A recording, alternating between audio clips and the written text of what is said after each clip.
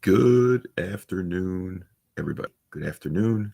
Happy Sunday. Happy July 13th, 2025. Um, a lot to talk about today. Weight. I'm going to weigh myself probably every day now this week because I want to kind of see where I'm going to be. Cheat days are coming up Thursday and Friday, the first two. So I weighed 173 pounds today. Walked 60 minutes, did a little biceps and back, a little legs, a little crunches. But the weight on day 24 of my summer 2025 cut, 173 pounds.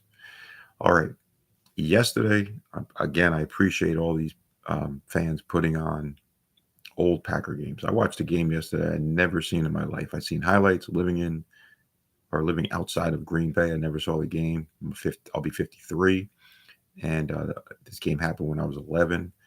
James Lofton against the Steelers, basically.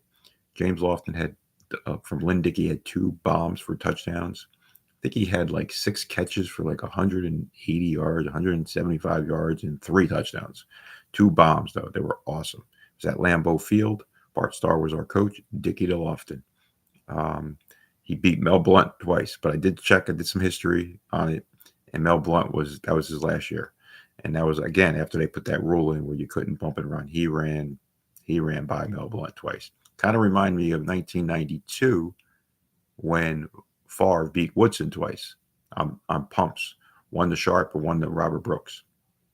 So there was two great corners for the Steelers, both at Lambeau Field, and 9 years later. But James Lofton was phenomenal. James Lofton was phenomenal, just like Sterling Sharp was. So that was cool that the guy put it on. Packers did lose, unfortunately. They played tough. Cliff Stout was the quarterback for the Steelers. Franco Harris was still playing. John Stallworth was still playing for the Steelers. Nolan Swan, he had just retired.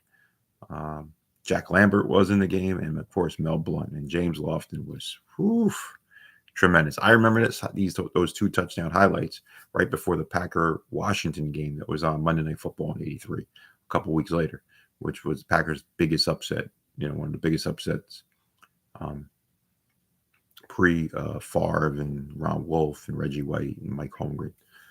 Great time in my life. But James Lofton, John Jefferson, Paul Kaufman, Phil Epps, and Lynn Dickey. Larry McCarron, The Rock. He's the center of the game also. But awesome. I'm glad that the man put that game on. It was awesome. I watched it. It was incredible. All right. I watched today. I watched another win. Packers Bucks at Lambeau 2001. Allen Rawson's 55-yard punt return for a touchdown. Put us over the edge because Favre didn't play real well. He had two picks. He did throw a touchdown to Freeman, but the Bucks defense was incredible back then, if you remember. And the Bucks also would win the Super Bowl the following year. Packers won that one 21-20. They got a little bit of revenge over the earlier loss to the Bucks in Tampa. Other highlights of the game? Butler having a sack. Wanted to be the first 40-20. Unfortunately, he got hurt that year.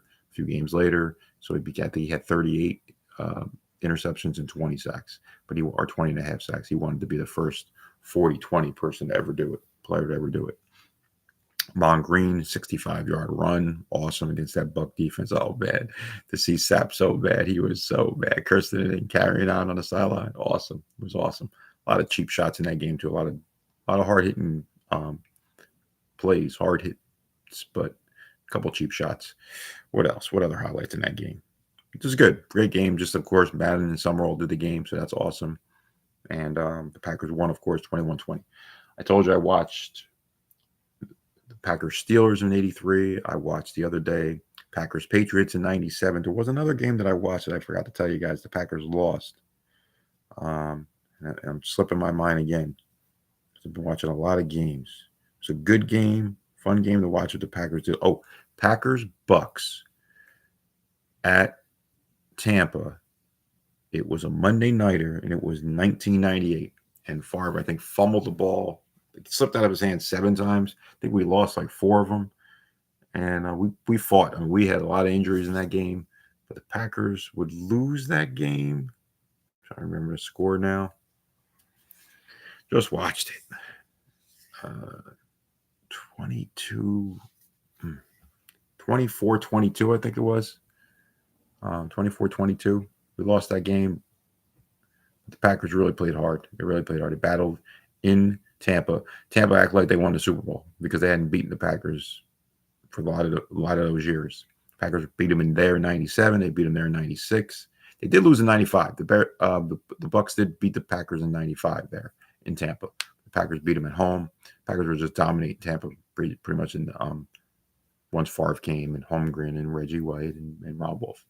But they did get us in '95. I remember that at the old Sombrero. I also went to a game there in 1993, and I got on TV. If you check it out, I was wearing a big Green Bay inflatable